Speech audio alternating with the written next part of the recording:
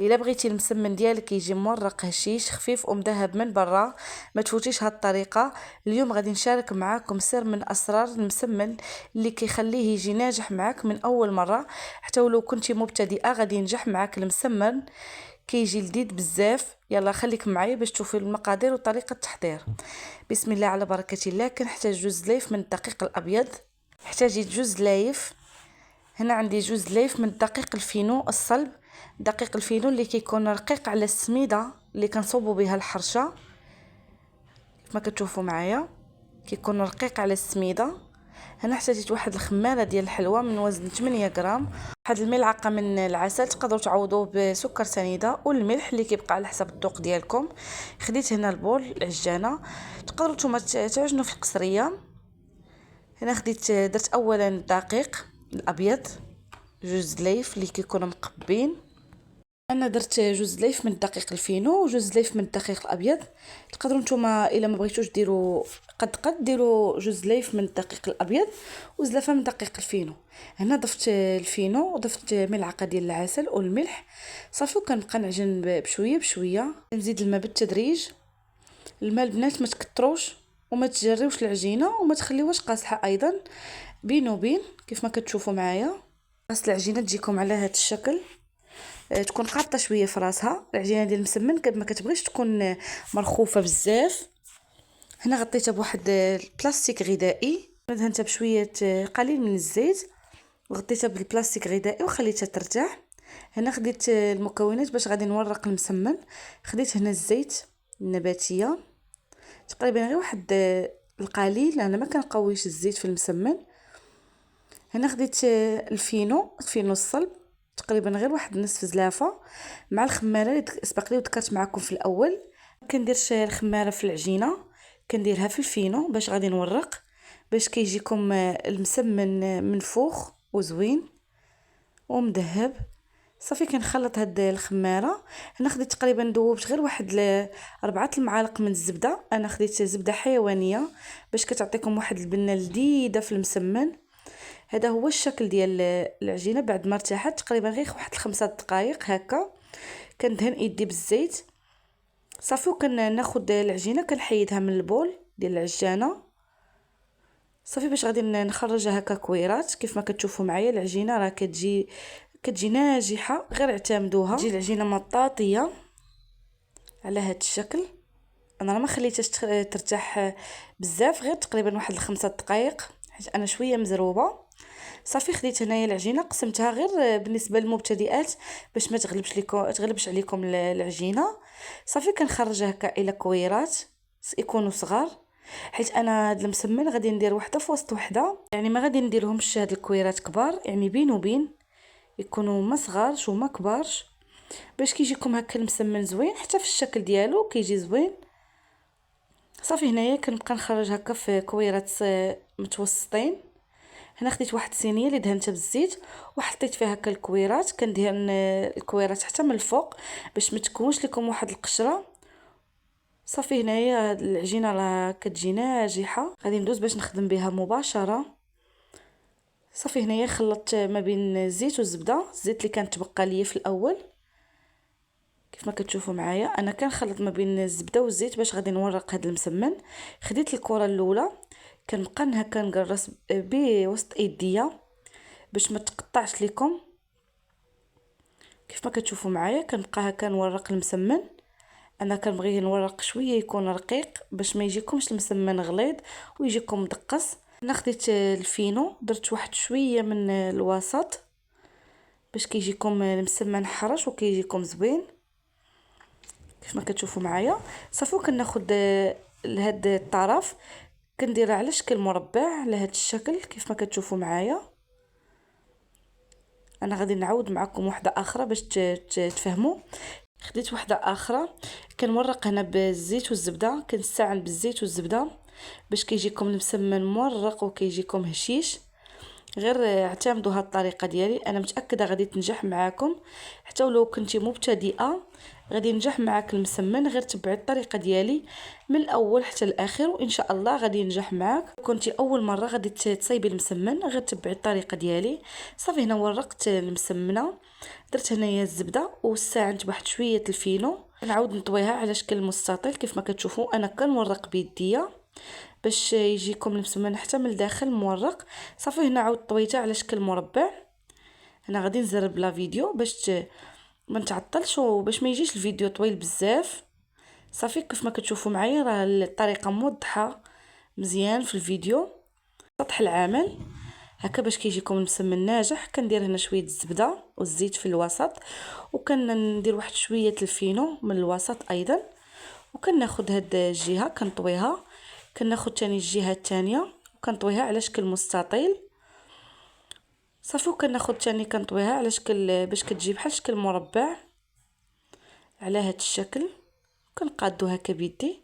الطريقه راها واضحه. كناخذ كويره اخرى كنبقى نورق فيها وانتم كتستعنوا بالزيت والزبده. كندير واحد شويه الفينو. كنجيبوا المسمنه اللي طوينا في الاول، الاولى اللي طويناها كتكون طلقات. صافي وكنطويها هكا على شكل مستطيل في الاول على هذا الشكل كيف ما كتشوفوا معايا. عاود كنطويها تاني فحال شكل مربع كيف ما كتشوفوا معايا. انا كندير مسمنه في وسط مسمنه، كيجي هذا المسمن هائل ما تشبعوش منه. صافي هنايا غادي نحطهم هكا في الصينيه وغادي نبدا نخبز هكا في الاولى اللي قرصنا. انا المقله راها سخونه خليتها هكا تسخن. ضروري باش ينجح معكم المسمن تكون المقله هكا كتسخن، المقله ثقيله. صافي كنقرص هكا الاولى اللي طوينا، كنبقى هكا نقرص حتى من الجناب. كتشوفوا معايا المقله راها سخنات. انا خديت هاد المقله الثقيله، تقدروا تاخذوا اي مقله ما كتلصقش لكم. درت واحد شويه ديال الزبده والزيت وحطيت هنايا المسمنه، وكنبقى هكا نقاد هكا من الجوانب الا بانت لي هكا شويه المسمنه غليظه.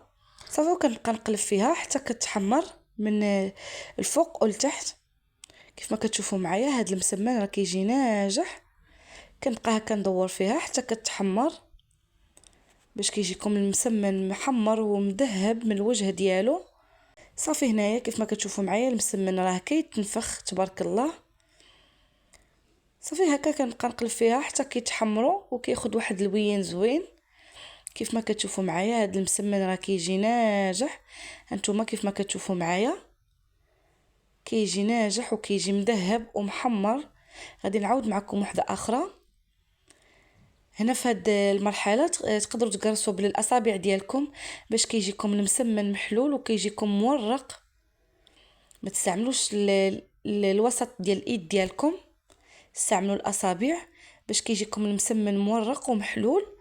صافي كنبقى نقاد هكا من جوانب باش ما يجيش المسمن غليظ من الجوانب، وكنرش واحد رشيشه خفيفه من الفوق ما بين الزبده والزيت، وكنقلبها هكا ما كنخليهاش حتى كتحمر مزيان من التحت. كنقلبها هكا مباشره غير تقبط راسها. صافي وكنقلبها وكنبقى ندور فيها حتى كتحمر من الوجه ديالها. صافي كيف ما كتشوفوا معايا تقدروا ما ديروش حتى الملعقه ديال العسل، راه كيجي محمر بلا عسل وبلا سكر. غير اعتمدوا هذا المسمن، انا متاكده غادي ينجح معاكم. غير تبعوا الطريقه ديالي من البدايه حتى النهايه. نبقى نحمر هكا في المسمن حتى من الجوانب باش حتى هما كيتحمروا وكياخذوا واحد اللوين زوين وكيجي المسمن كله محمر وكله مذهب كيف ما كتشوفوا معايا. والعافيه تكون متوسطه ما تكونش مجهده باش ما يتحرقش لكم وما تكونش مهيله. بين وبين خاص العافيه تكون متوسطه باش كياخذ اللون مذهب وكيجي محمر وما يتحرقش لكم.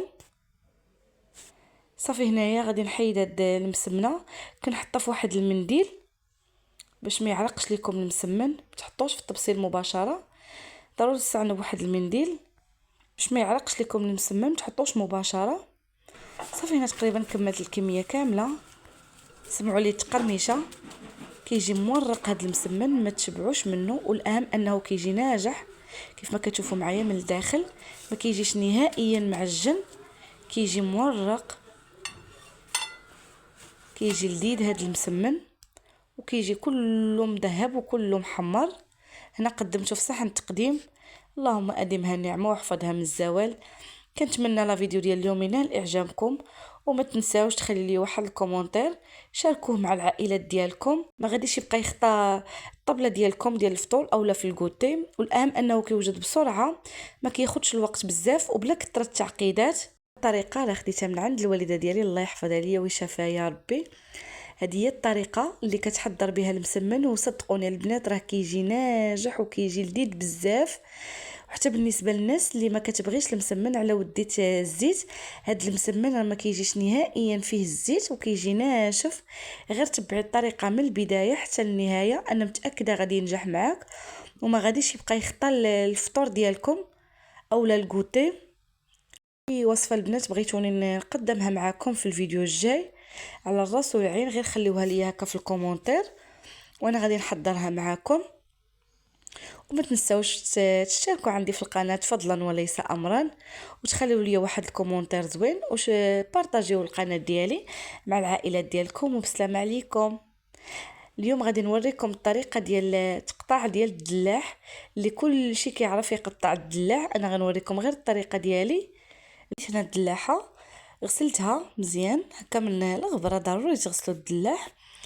كنقطعها هكا من النصف ديال الدلاحه. خاصكم ضروري واحد الموس يكون شويه ماضي باش كيسهل عليكم تقطعوا الدلاح بسهوله. هنا خديت نص ديال الدلاحه، كنعاود نقسم تاني من النص يعني الربع.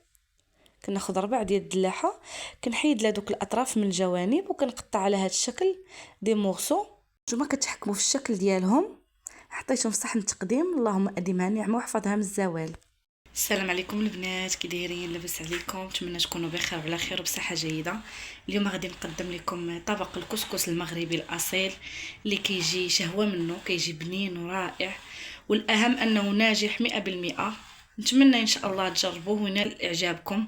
وما تنساوش تشتركوا في القناه وتفعلوا الجرس باش توصلكم اي جديد. يلا نبداو في طريقه التحضير.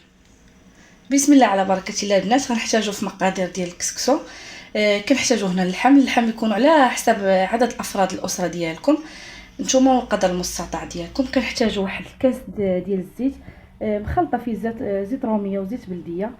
كنحتاجوا واحد المعلقه ديال السمن. هنا انا عندي حار شويه.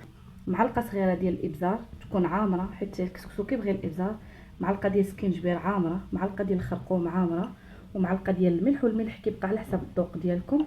ديك الساعه نتوما غتذوقوا وتشوفوا. عندنا واحد البصيله كبيره مشلضه، انا ما بغيتش نشلضها هكا مربعات صغيره، كنبغيها هكا شنايف. عندنا واحد 4 المطيشه هكا محكوكين اللي غنزيدهم مع القرعه.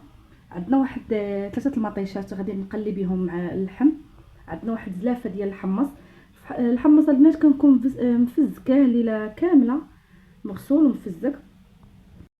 هنا عندنا البنات كسكسو، انا احتاجيت الرقيق. نتوما على حساب بغيتو تاخذوا المتوسط خذوه. بالنسبه للخضره ديال الكسكسو البنات احتاجيت فيها هنا خيزو. اختاريت انا 3 الانواع ديال اللفت، عندي اللفت الموف واللفت الصفر واللفت الابيض. عندنا ليشو، عندنا القرعه الحمراء، وعندنا واحد ربيطه ديال القزبر ومعدنوس. عندنا واحد 2 كورجيت اللي كيبغيها، وعندنا 2 مزاود ديال الحار. بسم الله على بركه الله. غادي ناخذ هاد اللحيمه ديالنا.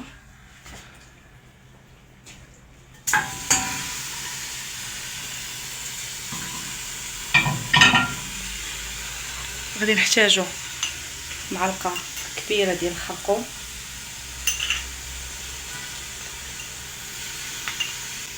معلقه ديال السكينجبير عامره البنات، كسكسو كيبغي الاقامه، معلقه كبيره ديال الملح. هنا البنات غادي ناخذوا تقريبا واحد الكاس ديال الماء باش غادي نمشي تقلوا لنا فيه هاد العطريه. عندنا معلقه ديال البزار، نتوما على حسابكم على حساب الذوق ديالكم. كاين اللي ما تيحتاجش البزار بزاف. واحد المعلقه نص معلقه ديال السمن، نخليو الباقي حتى الاخير. درنا ديك البصيله البنات اللي قطعنا معاكم. غادي نزيد مطيشه،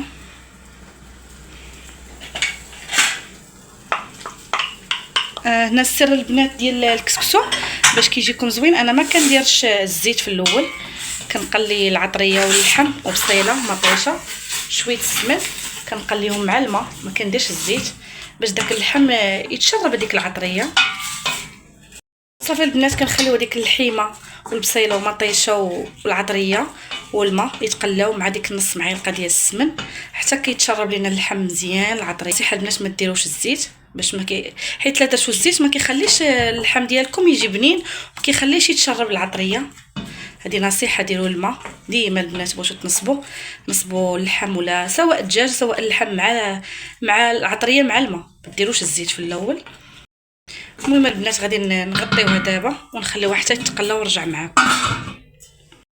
المهم البنات بعد ما قللنا اللحم تقريبا 5 دقائق كاع ولا 7 دقائق، غادي دابا نزيدو نحمص باش حتى هو تدخل فيه ديك العطريه ويجي بنين.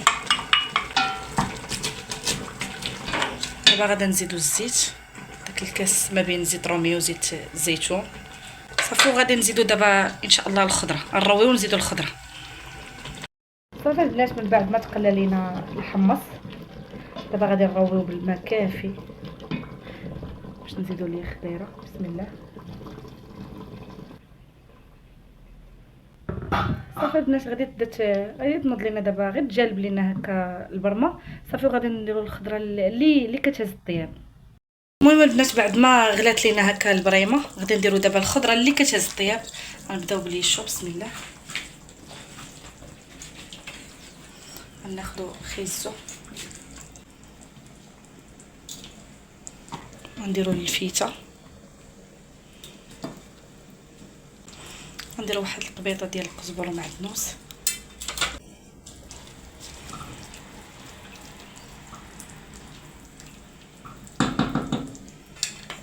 صافي البنات وغنخليو هذيك الخضيره اللي او الكورجيت وغنخليهم حتى التالي وعاد نزيدهم. ندوزو نسقيو كسكسو. غادي ناخذ الكسكسو ديالنا نديروه في القصريه. حنا خديت البنات الكسكسو الرقيق، نتوما خذوا الكسكسو اللي كينجح معكم واللي تتعرفوا لي، نتوما لكم اختيار. غادي نبداو دابا نشربوا الكسكسو. نديرو دابا الماء. بسم الله. ديروش الماء بزاف في الاول البنات.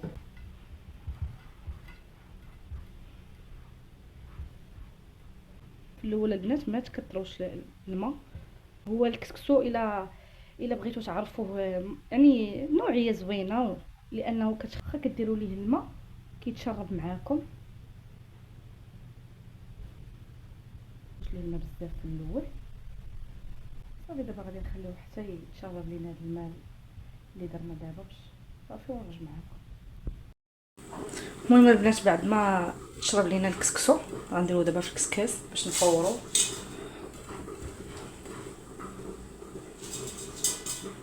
المهم البنات دابا درنا كسكسو في الكسكاس باش نديوه يفور.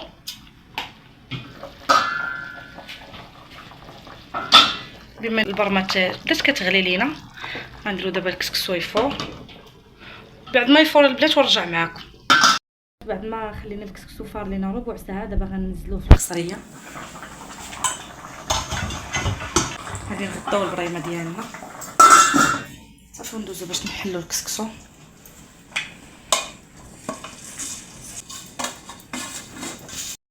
المهم البنات غادي ناخذ واحد 2 معالق ديال الزيت هكاك، زيت الرومي، زيت النباتيه، حيت في الاول ما درناش ليه الزيت شربناه غير بالماء. دابا غنبداو نفكو فيه كنحلو غنبداو نشربوه هو البنات. صافي البنات غادي نبقاو معاه هكا حتى نحلو دوك الكويرات كاملين. بقاو تزيدوا الماء غير بشويه بشويه البنات حتى يتحلوا معاكم يطلبوا. هو الماء الكسكسو قد ما عطيتوه الماء قد ما كيجي زوين، كيجي طايب. ملي كتفوروه ما تخافوش منه، غير ما تكثروش ليه الماء ثاني بزاف باش تخليو ثاني فين يتسقى بالروا ديال المرق ديالنا باش كيجي بنين. اي كويره البنات بانت لكم حلوها غير بيديكم. خليوه دابا حتى كيتشرب معانا ونرجع معاكم باش نزيدوا الفوره الثانيه. المهم البنات ها هو الكسكسو ديالنا بعد ما تشرب راه كيجي حبه على حبه وكيتضاعف الحجم ديالو كيتزاد البنات. دابا غادي نبداو نديرو في الكسكاس باش نفوروه التفويره الثانيه.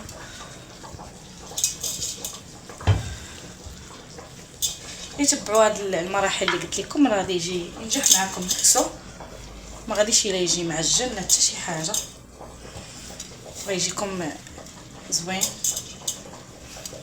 دابا درنا الكسكسو في الكسكاس، غنديوه للبريمه، غنخليوه واحد الفوره الثاني واحد 10 دقائق، ما تخليوش بحال الاول خليناه ربع ساعه. الفوره الثاني غادي نديرو غير 10 دقائق تقريبا هكاك، غادي يفور لينا ونرجع معاكم. المهم البنات بعد ما فار لينا الكسكسو الفوره الثانيه، دابا غادي نحطوه في القصريه.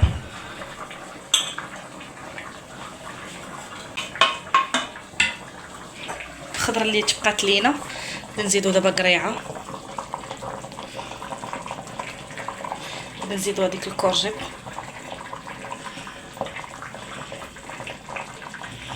غادي نزيدو هاد الفلفله حاره، نزيد داك اللي كيبغي، اللي ما كيبغيش بلا ما يديرو. دابا غادي ناخدو نزيدو هاد المطيشه،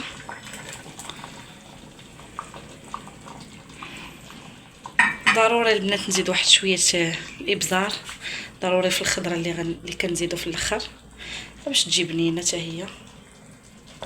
اللي كيبغي الحار يدير، ما كيبغيش يتكافى غير بداك الشيء اللي دار في الاول. نزيدو غير واحد شويه الملحه، واحد شويه ما تكثروش، غير باش تجي ديك الخضره اللي زدنا دابا بنينه. المهم دابا البنات غادي نبداو نبردو فيه.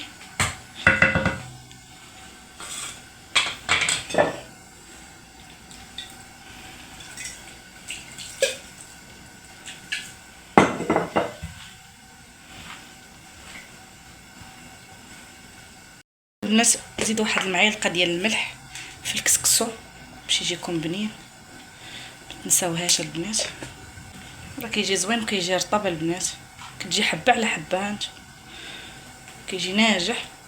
تخافوش الا كثرتوا فيه الماء، غير عطيوه الماء، هو الكسكسو راه قد ما عطيتيه الماء كيجي مزيان، كيجي محلول ليكم،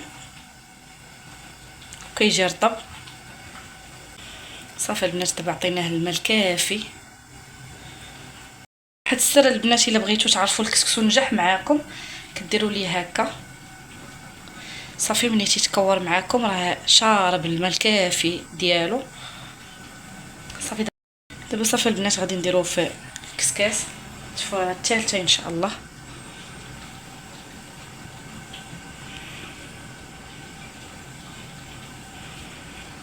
راه كيجي محلول كيتعجن، ما حتى شي حاجه البنات، ها نتوما. صافي البنات دابا غادي نديروه باش يفور التفويره الثالثه ان شاء الله. صافي ونرجع معكم. المهم البنات دابا هذه الفوره الاخيره اللي ديال الكسكسو غادي نحطوها دابا في القصريه بعد ما فرنا كسكسو مزيان. دابا غنزيدو واحد حلقه ديال السمن، هذيك اللي كانت بقات لينا اللي كدرنا النص في الاول، ودابا زدنا هذه. صافي ها البلول البنات كيفاش كيجي، راه كيجي خاتر وكيجي بنين. صافي دابا البنات بعد ما قادينا الكسكسو في القصريه قاديناه مزيان. صافي دابا غادي نبداو نسقيو. نتوما كيف ما كتشوفوا معايا البلول كيفاش كيجي، راه كيجي خاتر وكيجي بنين، وانا متاكده البنات الا جربتوه غادي ينجح معكم هذا الكسكسو بهذه الطريقه اللي عطيتكم وبهذه النصائح. نتمنى تجربوه ان شاء الله البنات وينال اعجابكم. المهم انا غادي دابا نسقي كامل. المهم لكم الاختيار، كاين اللي كيبغي يتسقي وكاين اللي ما كيبغيش. المهم انا كنسقيه دابا كاع اللي كيبانوا لي البلايص هكا باقي ناشفين كنسقيهم. دابا غادي ناخذوا القريعه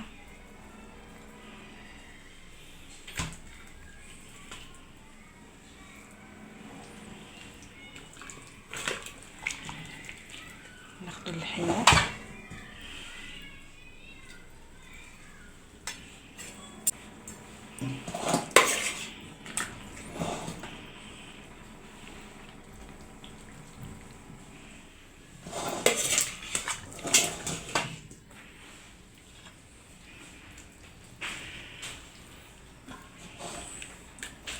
صافي. دابا غادي نبداو نستشفوا في الخضيره.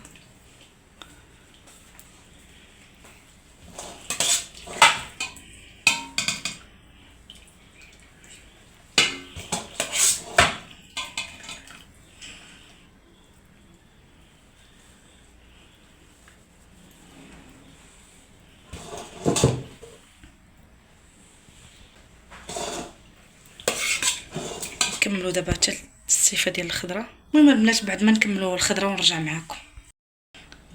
المهم البنات بعد ما ستفنا الخضيره كامله سقينا القصريه صافي غادي نزيد غير لنا واحد الجنيبات هكا بيضين باقيين بلا تسقيه. نتوما البلوله البنات راه كيجي خاطر هانتوما كيف ما كتشوفوا.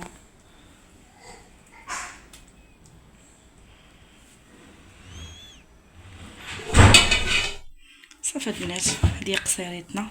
البنات هذا هو الطبق الاخير ديال الكسكسو كيفاش جا راه كيجي زوين وكتجي غزال كتجي غزاله القصريه. نتمنى ان شاء الله تجربوا النصائح كامله اللي عطيتكم باش يصدق معكم الكسكسو، وانا متاكده غادي ينجح معكم من اول مره الا تبعتوا طريقتي.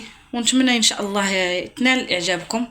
وما تنساوش البنات الى جربتوا الوصفه تديروا لي لايك واشتراك في القناه وتفعلوا الجرس باش يوصلكم اي جديد. بسلام عليكم البنات ان شاء الله في الفيديو الجاي.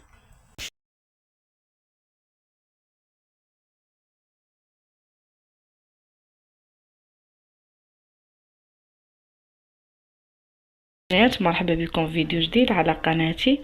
اليوم غادي نقدم لكم عصير اللي كيجي بحال ديال المحلات، كيجي رائع بالجزر.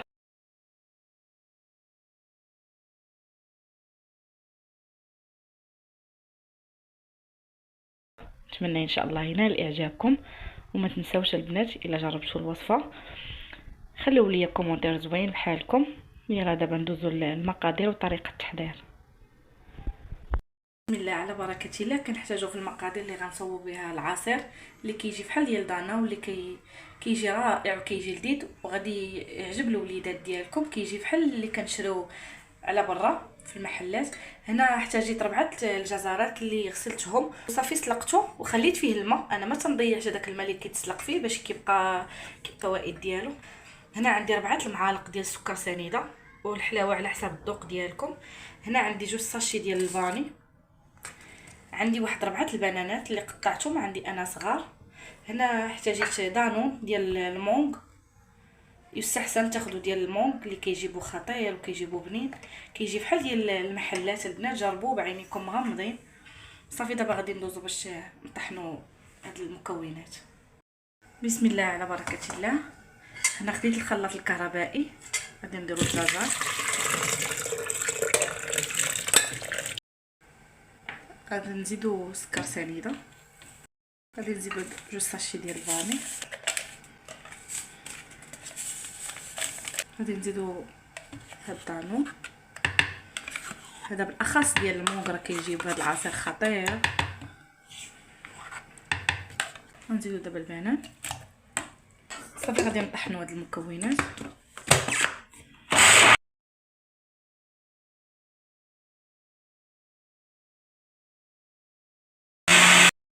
صافي البنات بان ليا واحد شويه خاطر غنزيد هكا كويس ديال الماء على هاد القياس هذا.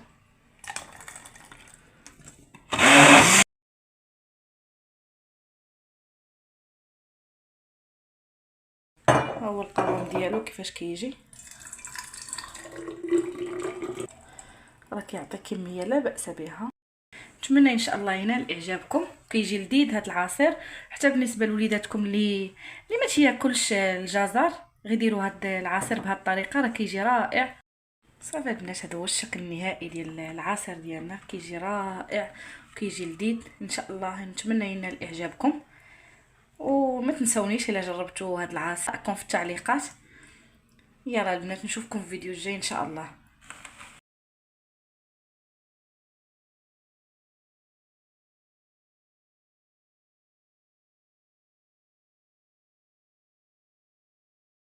سلام البنات، كي دايرين؟ لاباس عليكم؟ نتمنى تكونوا بصحه جيده ونتمنى تكونوا بالف خير. اليوم غنقدم لكم بغرير دقيق القمح الكامل اللي كيجي غزال وصحي. نتمنى تجربوه وينال اعجابكم. ها كيفاش كيجي، راه كيجي غزال وكيجي كله محمر وكله مثقب. بسم الله على بركه الله. غنحتاجوا في المقادير 4 الكيسان ديال دقيق القمح الكامل. تكونوا مغربلين البنات.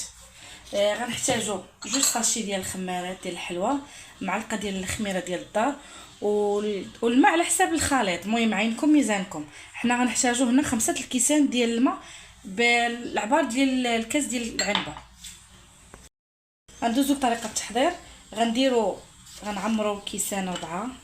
كنحتاجو 4 الكيسان ديال دقيق القمح الكامل. ها واحد،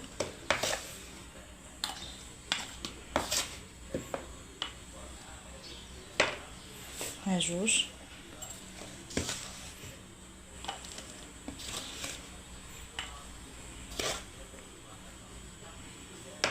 ها 3، ها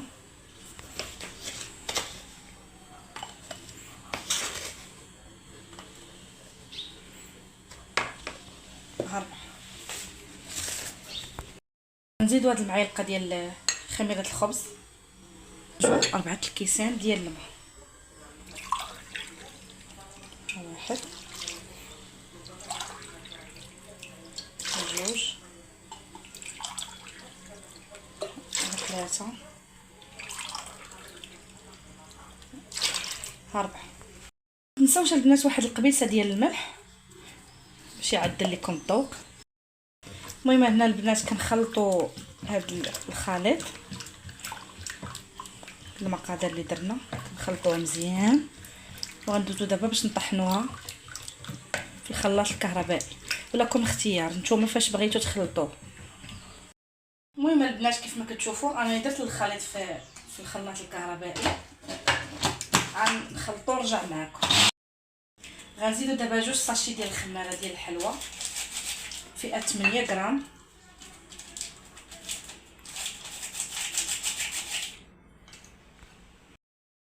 المهم البنات الا حسيتوا بالخليط ثقيل لكم واحد شويه زيدوا كاس لاروب ديال الماء. انا غادي نزيدو دابا صافي وغنطحنو.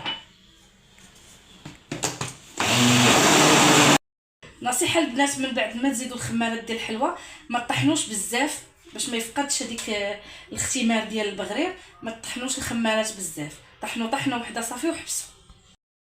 من بعد البنات ما خلطنا الخليط، ها كيفاش القوام ديالو كيفاش خاصو يجي، ما ثقيل ما خفيف. ها نتوما البنات غادي دابا نبداو نخبزوا في البغرير من بعد ما اختمر لينا واحد 5 دقائق هكاك. هما البنات شفتوا كيفاش جا البغرير كله مثقب، كيجي غزال كيجي رائع، والاهم انه صحي بالدقيق القمح الكامل. المهم نتمنى تجربوه. ها نتوما كله تيتثقب. سلام البنات، مرحبا بكم في قناتي نصائح للطبخ مع سميرة. اليوم غنقدم لكم وصفة المهلبية بالزهر اللي كتجي طرية ولذيذة، والاهم ناجحة بلا كثرة التعقيدات. غادي نوريكم كل خطوة بالتفصيل باش تحضروها في الدار بكل سهولة.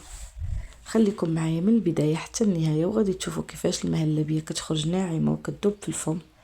وما تنساوش الى عجبتكم من وصفة تشاركوها مع عائلاتكم باش يجربوها حتى هما، وتخليوا لي تعليق زوين باش نزيدكم وصفات اخرى. دابا ندوزو المقادير وطريقه التحضير. بالنسبه للمقادير عندنا كنحتاجو نص لتر ديال الحليب، 3 المعالق ديال سكر سنيده، 3 المعالق ديال المايزينا اي نشا الذره، 2 ساشي ديال الفاني، وساشي ديال نكهه زهره البرتقال.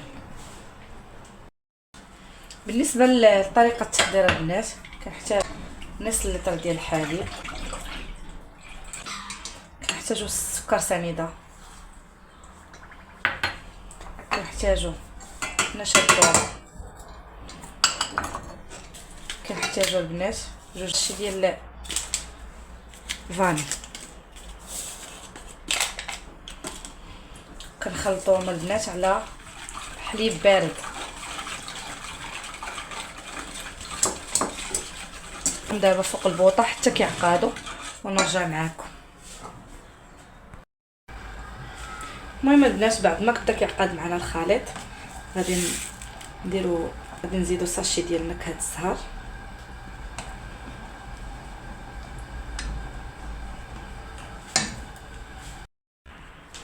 المهم البنات عقدت لينا المهلبيه ديالنا غادي نخويها في هاد الكويسات.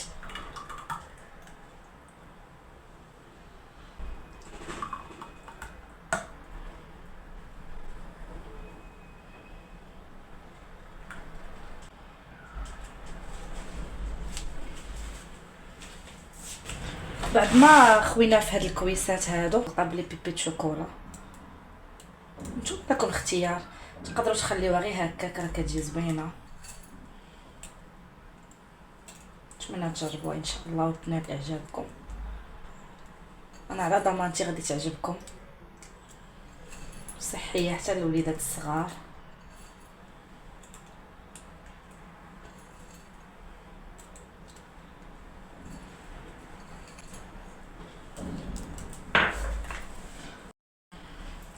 المهم هو الشكل النهائي ديال المهلبيه.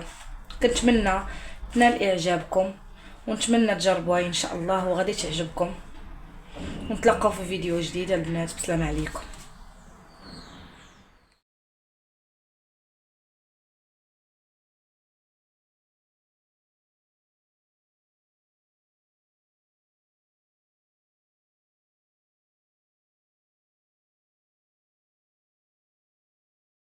السلام عليكم البنات، مرحبا بكم في فيديو جديد على قناتي. اليوم جبت لكم وصفه سهله وبنينه بزاف. غنحضروا حوت مشوي بالزعتر في الفران، كيجي بطريقه بسيطه وبمذاق روعه. المهم البنات بسم الله على بركه الله. غنحتاجوا معلقه ديال الكمون، وانتوما غتقدروا تنقصوا الكميه، معلقه ديال الملح، معلقه ديال السودانيه اللي كيبغي البزار يديرو. انا عندي السودانيه هنا، ما عنديش حاره بزاف، خديت غير معلقه صغيره مقبه. عندنا معلقه ديال الزعتر ومعلقه ديال او جوج معالق ديال زيت الزيتون. هنا البنات خديت الحوت النوع ديال الالواح، نتوما خذوا اللي متوفر لكم. المهم هنا انا خديت هذا النوع ديال الالواح، راه كيجي زوين. حتى من بعد البنات ونوريكم الطريقه ديال الغسيل ديالو. المهم هنا غسلته مزيان وتسقطر مزيان، صافي هنايا فلحته صافي البنات وخليته يتسقطر. قد ما تسقطر البنات الحوت قد ما كيجي ناشف وكيجي بنين معاكم. المهم انا غادي نديروه هنا مشوي في الفران. ندوزو دابا لطريقه التحضير. المهم هنا خدينا لاطا درنا فيها فرشنا فيها بابي كويسون، هاي ورق الزبده. غادي ناخذ دابا الحوت بعد ما نشف لينا مزيان. نتوما خالفوها البنات.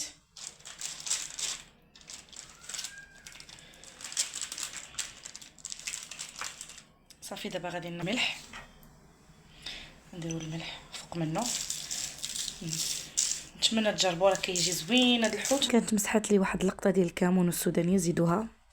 المهم البنات غادي ناخذ دابا الزعتر، غادي نحكو غير بيديا. تيقوني راه هذا الزعتر كيجي في الحوت رائع. اللي ما عمرها دارت الزعتر في الحوت جربوا، راه كيجي بنين. حتى اللي ما كيبغيش المذاق ديالو هذه، راه في هذا الحوت كيجي فن، كيجي رائع. ما تكثروش منه بزاف باش تلقينا غير المذاق، وهذا الزعتر راه صحي. صافي دابا البنات غادي ناخذ زيت الزيتون، غنديرو غير واحد الخويط من الفوق.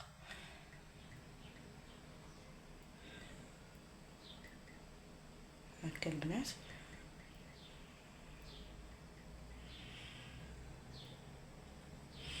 تيقوني هذا الحوت راه كيجي فن البنات وكيجي رائع اكثر من رائع، كيجي بطريقه زوينه. كيف ما غير تبعوا هاد المراحل اللي قلت لكم وهاد الطريقه اللي قلت لكم ديروا في الحوت مشوي، راه كيجي اكثر من هائل. المهم دابا البنات غادي ندخلوا الفران من بعد ما يطيب ان شاء الله، ونرجع معكم ونوريكم النتيجه النهائيه. وها هي النتيجه البنات ديال الحوت المشوي في الفرن اللي كيجي بالزعتر، كيجي هائل. نتمنى ان شاء الله تجربوه، راه كيجي بحال مشوي على الفران. الى عجبكم البنات الفيديو ما تنساوش ديروا لايك وتبارطاجيو مع عائلاتكم، وتخليوا لي تعاليقكم شنو بغيتوني نجرب المره الجايه.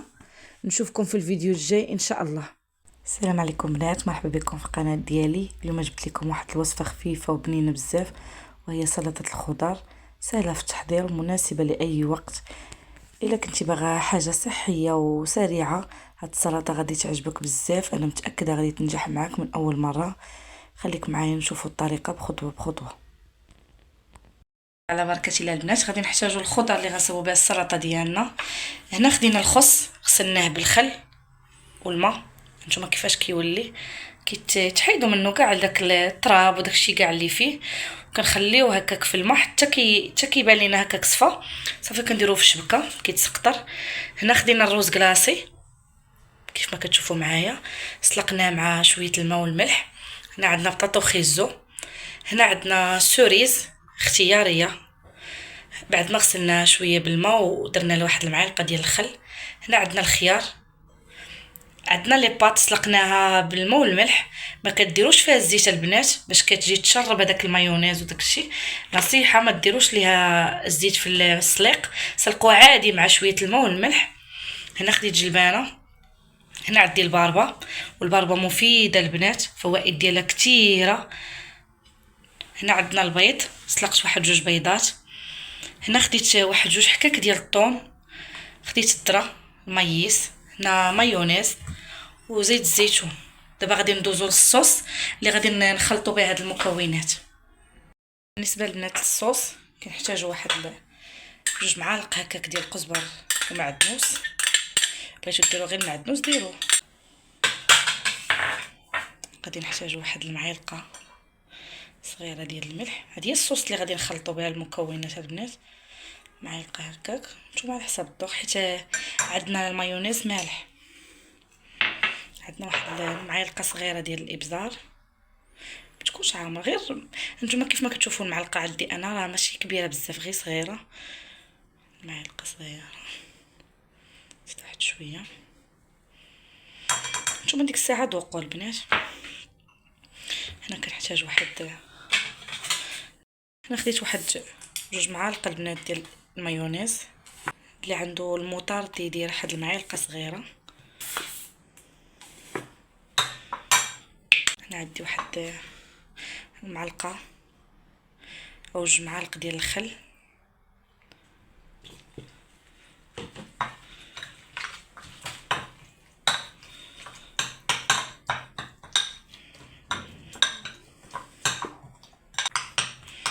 صافي البنات، هذه الصوص اللي غادي نخلطوا به دابا الخضر. دابا غادي ندوزو باش نخلطوا المكونات كاملين ديال الخضره. هنا البنات غادي ناخذوا الروز، غنديروه هنا في البول. بسم الله. نديرو جلبانه،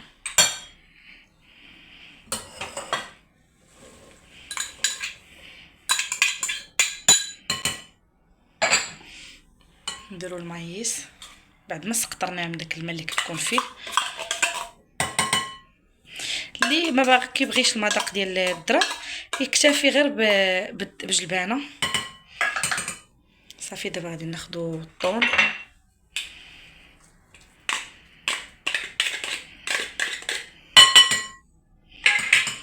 صافي غادي نزيد واحد شويه الصوص اللي درنا. نزيد واحد المعلقه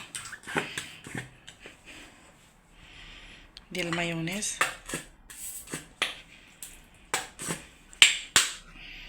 صافي دابا غادي نخلطوا هاد المكونات.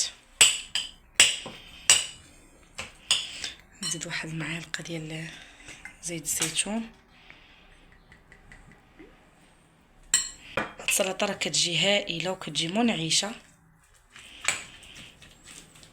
متاكده غادي تعجبكم، انها صحيه مفيده حتى الوليدات الصغار غادي يوليو يحماقوا عليها.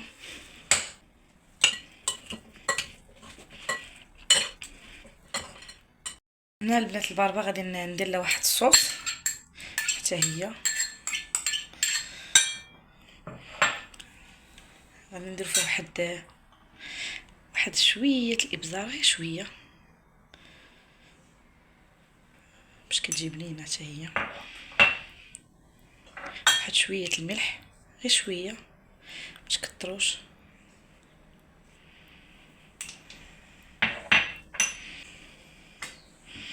واحد زيت الزيتون معلقه.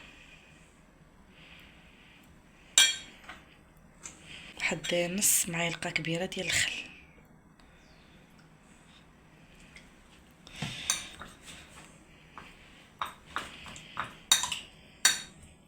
اللي بغى يدير الربيع البنات يدير فيها حتى هي الربيع. انا غادي نخليها غير هكا. هنا غادي ناخذ دابا البنات بطاطو خيزو. غادي ناخذ واحد شويه من الصوص اللي صايبنا. انا متاكده هاد الصوص اللي درتوها غادي تولوا معتمده عندكم. السلطات راه كتجي بنينه. واحد معلقه ديال زيت الزيتون.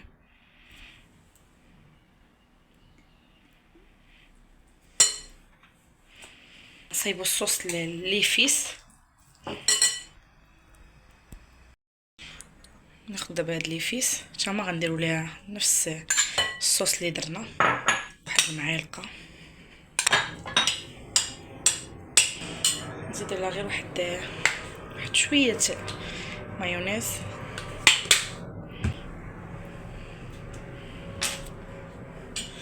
شويه زيت زيتون، متكتروش.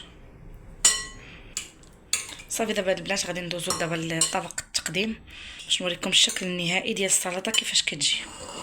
خلطنا هاد الروز وميس والذره والثوم. هنا خدينا الطبق ديالنا، غادي ناخذ دابا الخس، هنا نفرشو في الطبسيل.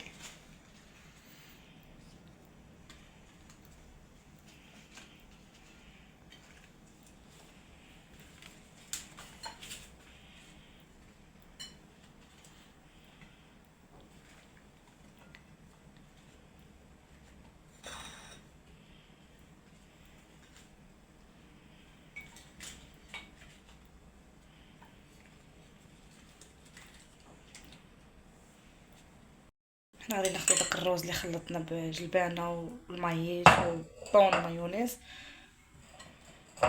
غنديروه هنا بزلافه باش نديروه في الوسط.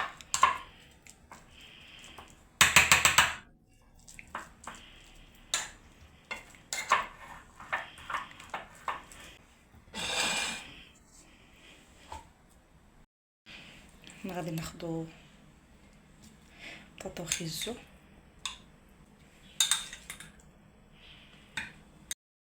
ناخذ لي فيس ديالنا،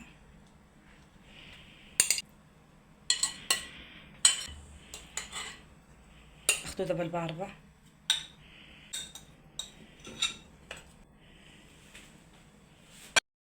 نزيدو الخيار.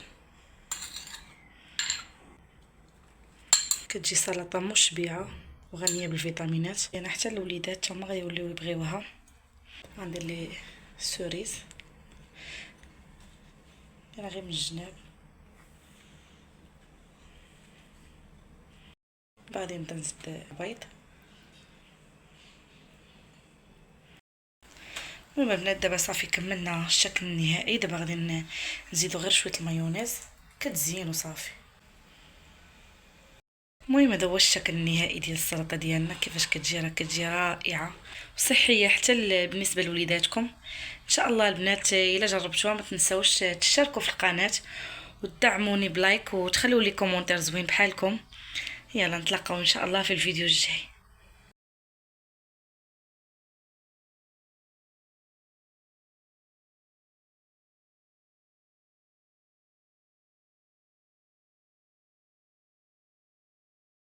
السلام عليكم، مرحبا بكم في فيديو جديد على قناتي. اليوم غادي نقدم لكم الكبده ديال الدجاج اللي كتجي اكثر من رائعه. نتمنى ان شاء الله تنال اعجابكم. يلا دابا ندوزو للمقادير وطريقه التحضير. بسم الله على بركه الله. عندي واحد نص كيلو ديال الكبده ديال الدجاج اللي غسلتها مزيان. نتوما الكميه كتبقى على حسب عدد الافراد الاسره ديالكم. عندي واحد البصله كبيره مقطعه على هذا الشكل. عندي 4 المطيشات اللي قطعتهم على هذا الشكل. التوابل عندي معلقه ديال الخرقوم، الملح معلقه صغيره، قزبر يابس، عندي واحد 5 دروس ديال الثومه، عندي قزبر ومعدنوس، الكمون معلقه صغيره، معلقه صغيره ديال الابزار، معلقه صغيره ديال السكنجبير، ومعلقه صغيره ديال التحميره عامره اي بابريكا، وعندي واحد 3 المعالق ديال زيت الزيتون. هنا عندي الحامض هذا الخضر، وعندي المصير. عندي هنا الزيتون اللي كيكون بالعظم حتى هو للتزيين. دابا ندوزو لطريقه التحضير.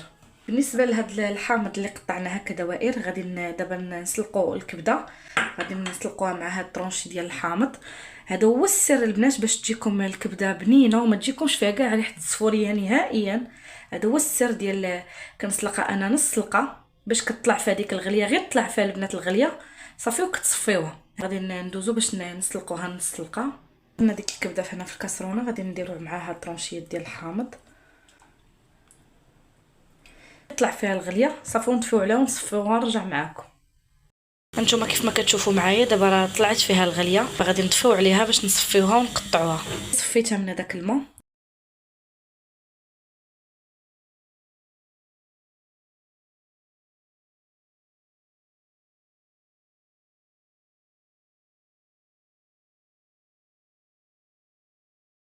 تبعوا طريقتي راه كتولي معتمده عندكم، كتجي بنينه، والاهم انها ما كتبقاش فيها كاع ريحه الزفوريه. كاين اللي كيتفادى هاد الكبده ديال الدجاج غير على قبل هذيك الزفوريه اللي فيها. المهم غير تبعي هاد الطريقه ديالي راه غتولي تصدق لك وغتولي تجيك بنين. غادي نكملها كامله ونرجع معكم. هنا صافي خدينا الطاجين باش غادي نطيبوا هذيك الكبده. غادي نحتاج واحد 2 معالق ديال او 3 المعالق ديال زيت الزيتون.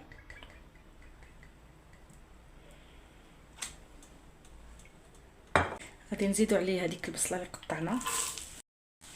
غادي دابا نشحروا هذيك البصيله مع ديك الزويته صافي حتى كطيح لينا ديك البصله، تبدا تبان لينا كتدبل صافي، ونكملوا الباقي. بعد ما دبالت لينا هاد البصله شحرات مع ديك الزويته كبده، غنزيدوا دابا التوابل: الخرقوم، كزبره يابس، الملح، سكينجبير، الابزار، الكمون، التحميره، هي بابريكا، ثومه. اللي ما كيقدش عليها ولا اللي كتجي مجهده يقدر ينقص الكميه. غادي دابا نديرو غير النص ديال القزبر ومعدنوس ونخليو الباقي للتزيين. صافي البنات دابا غادي نحركو. غادي نزيد واحد هكا ربيع الكاس ديال الماء صافي باش ما تحركش لينا هكا العطريه. غادي نزيدو هذيك مطيشه اللي قطعنا صافي. غادي نخليهم حتى تطيب لينا الكبده ان شاء الله ونرجع معكم واحد 5 دقائق هكاك ونرجع معكم. من بعد ما دازت واحد 10 دقائق صافي هنا الكبده طابت. نتوما كيفاش كتجي رائعه، غير جربوها بطريقتي. غادي ندير واحد القطرات ديال الحامض، اختياريه اللي بغاها، كتجي رائعه هاد الكبده. غادي نديرو كزبره ومعدنوس اللي كانت تبقى لينا، غنديرو الزيتون اللي غسلناه مزيان تفادي باش ما يكونش مالح، اللي تزين وصافي.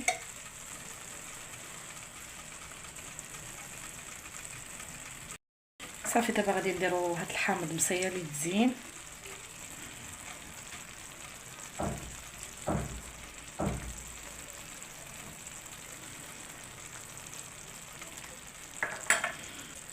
هنا غادي ندير واحد الخويات ديال زيت الزيتون اختياري. هذا هو الشكل النهائي ديال الكبده ديال الدجاج اللي كيجي اكثر من رائع، كيجي بنين. نتمنى ان شاء الله ينال اعجابكم، وما تنساوش الا عجبتكم الوصفه شاركوني ارائكم في التعليقات. يلا نشوفكم في الفيديو الجاي ان شاء الله. السلام عليكم.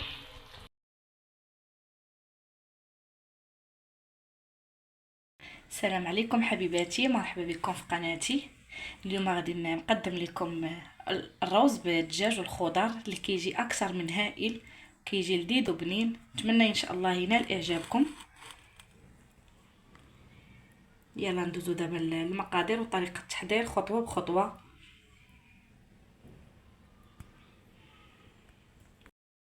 بسم الله على بركه الله. كنحتاجو في المقادير ديال الرز بالدجاج والخضر. هنا عندي كميه من الدجاج اللي قطعته على هذا الشكل بعد ما غسلته مزيان وغسلته بسكينجبير والحامض وشويه الملح. واحد السر اللي كيجيب هذا الدجاج بنين هو انني كنحك واحد دريس اولا 2 ديال الثومه، كيجيبو خطير وكيجيبو بنين في المذاق. هنا عندي 2 معالق ديال زيت الزيتون. هنا عندي الروز كلاصي اللي غسلته مزيان، انا غسلته 7 المرات باش كتحيد منه هذيك النشا اللي فيه كيجي هكا.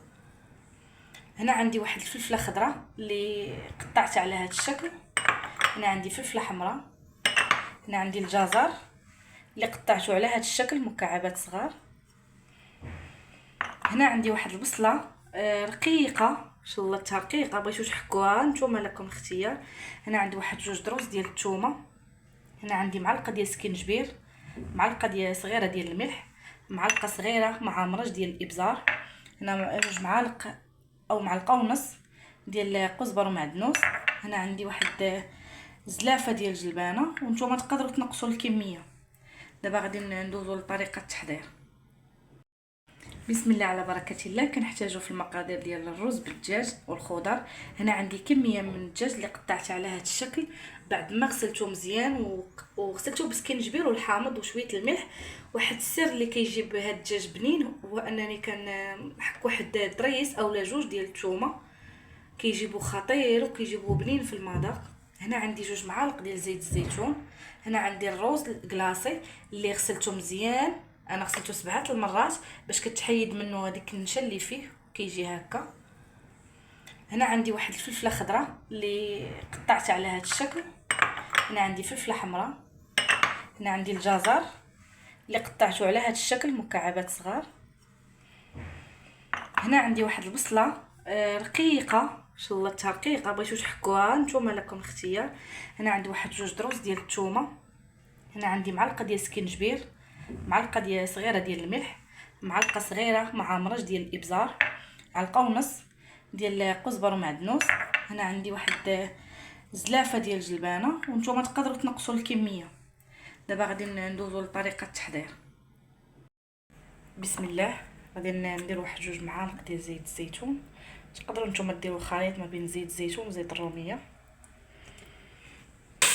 نديروا البصيله، خليها هكا مع الزيت حتى كتذهب. دابا غادي نزيدو الدروس ديال الثومه. صافي غير كتبدا تذهب لينا هاد البصيله، الريحه رائعه. صافي غادي نزيدو هذاك الدجاج.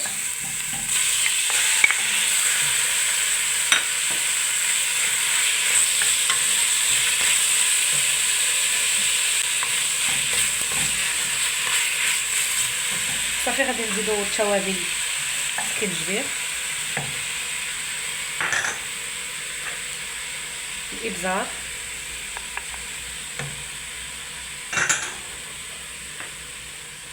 والملح.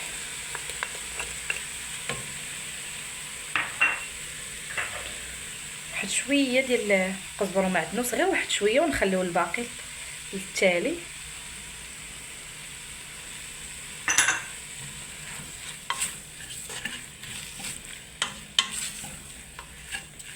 صافي دابا غادي نخليو هاد الدجاج يتقلى شويه صافي، ونرجعوا باش نكملوا الباقي. صافي بعد ما تقلى لينا هاد الدجاج والبصله والعطريه، نتوما كيفاش كيجي اللون ديالو، كيجي رائع. صافي زدنا دابا الفلفله الحمراء، نزيدو الفلفل الخضراء،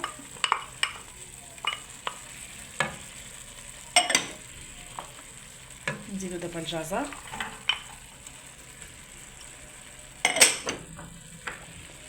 نزيدو دابا الجلبانه. انا الجلبانه كانت عندي في الفريغو. صافي دابا غادي نخليو هادشي حتى كيتقلى مع بعضياتهم. الخضر تما كتجي بنينه وكتنسم بهذيك العطريه. صافي وغادي نرويو ان شاء الله بالماء طايب. صافي وعاد غادي نزيدو الروز. انا ما كنديرش الروز دابا، علاش؟ حيت الخضره شويه بحال مثلا الخيزو والدجاج واحد شويه كنبغيهم يطيبوا، عاد كندير الروز. صافي ملي يطيبوا واحد تقريبا مده 10 دقائق صافي، وعاد كندير الروز. بعد ما طابت لنا هاد الخضيره نص طيبه، دابا غادي نزيدو الروز. دابا غادي نعطيكم البنات القياسات ديال الماء. انا ملي زدت الخضره في الاول درت معاها 2 كويسات ديال الماء بقياس ديال هاد الزلافه، يعني الزلافه الاولى ديال الماء. ودابا ملي زدت الروز غادي نزيد 2 زلايف ديال الماء. ديما البنات الا درتو زلافه ديال الروز ديروا 3 زلايف ديال الماء، درتو كاس ديال الروز غديروا 3 الكيسان ديال الماء. ديما غلبوا الماء بحال هكا. درتو كاس ديال الروز غديروا 3 الكيسان، ودرتو زلافه غديروا 3 زلايف، يعني البنات في المجموع 3 زلايف ديال الماء. صافي غير هكا تفادي باش ما يجيكمش الروز معجن. انا كنعطيكم التفاصيل. صافي دابا غادي نخليوه يطيب. صافي وغادي نرجع معكم تقريبا مده واحد 10 دقائق. صافي الروز كيكون واجد معانا.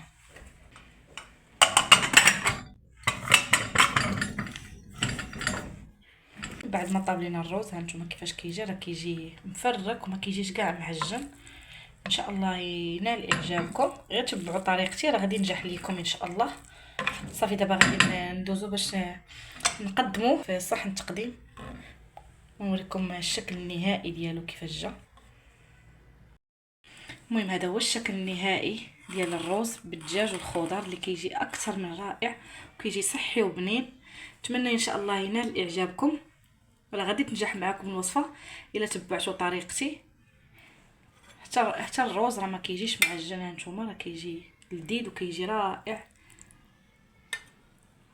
نتمنى ان شاء الله ينال اعجابكم، وما تنساوش خلوا لي ارائكم في التعليقات الا جربتوا الوصفه. نشوفكم في الفيديو الجاي ان شاء الله. بسلام عليكم.